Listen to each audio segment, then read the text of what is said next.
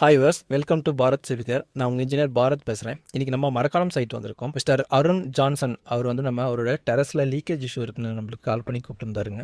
மேலே வந்து பார்க்கும்போது கூலிங் டைல் லே பண்ணியிருக்காங்க. 1x1 கிளாஸி ஃபினிஷில் அந்த கூலிங் டைல் லே பண்ணியிருக்காங்க. 5mm ஸ்பேசர் யூஸ் பண்ணி தான் டைல் லே பண்ணியிருக்காங்க. அதில் எந்த இஷ்யூ இல்லை. பட் என்னென்னா டைல் கிரவுட்டிங்காக ஒயிட் சிமெண்ட் யூஸ் பண்ணியிருக்காங்க. ஸோ இந்த நார்மல் ஒயிட் சிமெண்ட் என்ன ஆகுனா இதில் எலாகேஷன் இருக்காது. இது ஃபுல்லி சாலிடான மெட்டீரியல். எலாகேஷன் சிங்கேஜ் ப்ராப்ளம் அந்த மாதிரி வரும்போது இது வந்து அதுக்கேற்ற மாதிரி ஃப்ளெக்சிபிலிட்டி இல்லாததுனால ஒன்று டைலிருந்து அது தனியாக செப்பரேட் ஆகிடும். அதாவது டி அட்டாச்சேஷன் சொல்லுவாங்க, அந்த மாதிரி ஆகிடும். இல்லாட்டா வந்து டைல் கிரவுட்டிங்கே வந்து ஃபீல் அப் ஆகிட்டு வந்துடும். ஒரு சில இடங்களில் பார்த்தீங்கன்னா டைல் ஃபில்லிங் ஆன அந்த இடத்துல பார்த்தீங்கன்னா பள்ளம் ஆகிட்டு இருக்கும். ஏன்னா ஏற்கனவே ஒயிட் சிமெண்ட் அப்ளை பண்ண அந்த கிரவுட்டிங் வந்து ஃபுல்லாக வெடிச்சு மேலே ஃபீலாக போயிட்டுருக்கா. ஸோ இது காரணமாக மழை ரெயின் சீசனில் நமக்கு வரும்போது தண்ணி ஃபுல்லாகவே அந்த டைலோட ஜாயிண்ட்டில் உள்ளே இறங்கிடும். அது இறங்குற சீலிங் வழியாக லீக்கேஜ் நமக்கு இஷ்யூ இருக்கும். ஸோ இந்த டெரஸில் அதே ப்ராப்ளம் தான் இருக்குது. இன்னொன்று இது கூட அடிஷ்னலாக என்னென்னா இல்லை வீட்டை சுற்றி தென்னை மரம் இருக்குது. அதோட வேஸ்டேஜ் எல்லாமே வந்து டெரஸில் நமக்கு தண்ணி போகிற இடத்துல நல்லாவே பிளாக் ஆயிருக்கு. ரெயின் சீசனில் தண்ணி வாட்டர் சரியாக இருந்தாலுமே பைப் லைனில் ஏதாவது பிளாக் இருக்குச்சுன்னா கண்டிப்பாக தண்ணி போகாது, தண்ணி ஸ்டாக்னேஷனாக இருக்கும். அதுவுமே ஒன் ஆஃப் த ரீசன் இந்த டெரஸில் வந்து லீக்கேஜ் வர இஷ்யூ. ஸோ இதுக்கான சொல்யூஷனை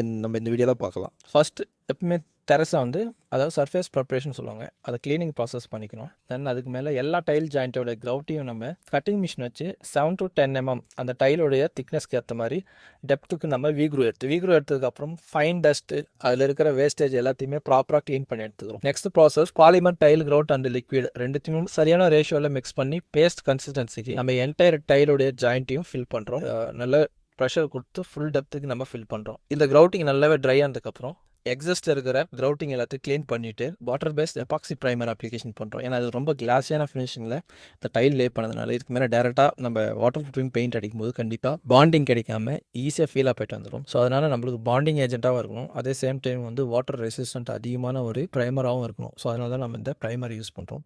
இந்த ப்ரைமர் அப்ளிகேஷன் பண்ணி 2 to 4 மணி நேரம் நல்லாவே காய வேணும், டிபெண்ட் ஆன் அந்த டெம்பரேச்சரை பொறுத்து. இது நல்லா காஞ்சதுக்கப்புறம் இதுக்கு மேலே எலாஸ்டோமெரிக் ஃபைபர் ரெயின்ஃபோர்ஸ்மெண்ட்டில் ஒயிட் கலர் 2 கோட் அப்ளிகேஷன் பண்ணுறோம். ஏன்னா இந்த கூலிங் டைல் போட்டதுக்கான மெயின் பர்பஸை வந்து ஹீட் வந்து கம்மியாக இருக்கணும் வீட்டுக்குள்ளே அப்படின்ற பர்பஸ் தான். ஸோ இதில் நம்ம வேறு ஏதாவது டெரகோட்டா இல்லை கிரே கலர் அப்ளிகேஷன் பண்ணும்போது வெறும் வாட்டர் ப்ரூஃப் மட்டும் தான் இருக்கும். ஒயிட் கலர் அப்ளிகேஷன் பண்ணும்போது மட்டும் தான் வாட்டர் ப்ரூஃப் ப்ளஸ் வந்து ஹீட் ரெடியூஷன் பண்ணுற அந்த கேப்பபிலிட்டியாக இருக்கும். ஸோ அதனால் நம்ம இந்த ஒயிட் கோட் 2 கோட் அப்ளிகேஷன் பண்ணுறோம். இந்த 2 கோட் அப்ளிகேஷன் பண்ணி முடிஞ்சதுக்கப்புறம் இந்த டெரஸ்க்கான வாட்டர் ப்ரூஃபிங் ஒர்க்கை நம்ம கம்ப்ளீட் பண்ணுறோம். Thanks mister Arun Johnson sir. உங்கள் வீட்டுக்கான வாட்டர் ப்ரூஃபிங் பண்ணுறதுக்கான வாய்ப்பை கொடுத்ததுக்கு ரொம்பவே நன்றி. இந்த வீடியோ முழுசாக பார்த்த வியூவர்ஸான அவங்களுக்கும் நன்றியை தெரிவிச்சுக்கிறேன். இது போல் சர்வீஸ் வேணால் ஸ்க்ரீனில் தெரிய நம்பரை கான்டாக்ட் பண்ணுங்கள். அதுக்கு முன்னாடி நம்ம சேனலை சப்ஸ்கிரைப் பண்ணுங்கள், ஷேர் பண்ணுங்கள், லைக் பண்ணுங்கள். Thank you viewers.